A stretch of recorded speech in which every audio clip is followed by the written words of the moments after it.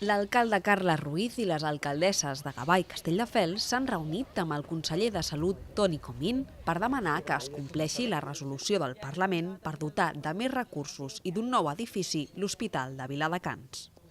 Hi ha un compromís del Parlament que s'ha incomplert, que és aquesta resolució. El nou conseller el que ens ha manifestat és que la seva intenció és complir-lo.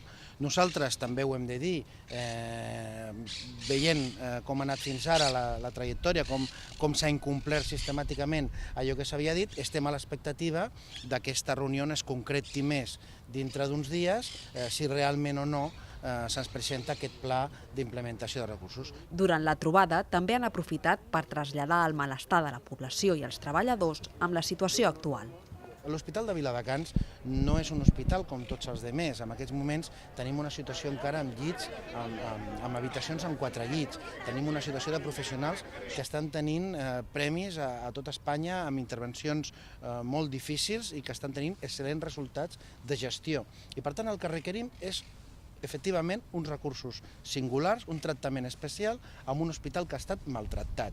Durant l'atenció als mitjans, els alcaldes també han apuntat que si es torna a incomplir l'acord, hauran d'estudiar accions amb la ciutadania i els treballadors del centre.